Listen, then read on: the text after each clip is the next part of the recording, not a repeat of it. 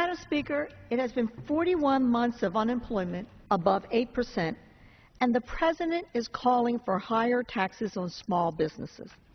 That is the devastating reality currently facing 13 million unemployed Americans. America is in the midst of a jobs crisis unlike anything this country has seen since the Great Depression. And the President's most recent answer to this crisis, a tax hike on small businesses to feed Democrats' insane appetite for more wasteful, ever-expanding government spending. This past week, the President followed up his recent call for higher taxes by scolding entrepreneurs, and I quote, "If you've got a business, you didn't build it. Somebody else built that," end quote. His disdain for American enterprise truly underscores that he not only doesn't know what it takes to start and run a business, but he is clueless about how jobs are created.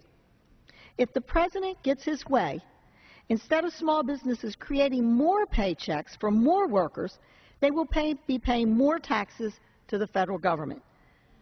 I wonder if the President has considered the fact that small businesses create 2 out of every 3 new jobs in America. And that means for the majority of the nearly 13 million unemployed Americans, their best hope of being able to provide for their family hinges on small businesses' ability to hire more people.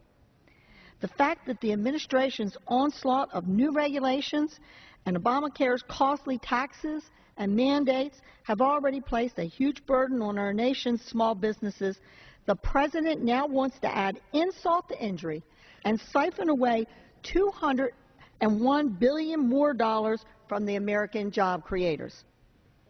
Now, a new study released yesterday from Ernst & Young confirms what many Americans already know.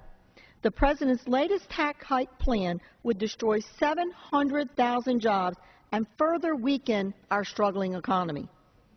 The House is scheduled to vote in a couple of weeks on legislation to extend all of the current federal income tax rates, while at the same time laying a groundwork for making our tax code simpler and fairer by lowering rates and closing loopholes. Pro-tax reform is needed to help create the climate for job creation and to ensure more jobs stay right here in the United States. The most recent unemployment report shows that a number of people leaving the job market to go on to Social Security disability outnumbers the number of people who are going back to work. Let me repeat that. The most recent unemployment report shows that the number of people leaving the job market to go on Social Security disability outnumbers the number of people who are going back to work.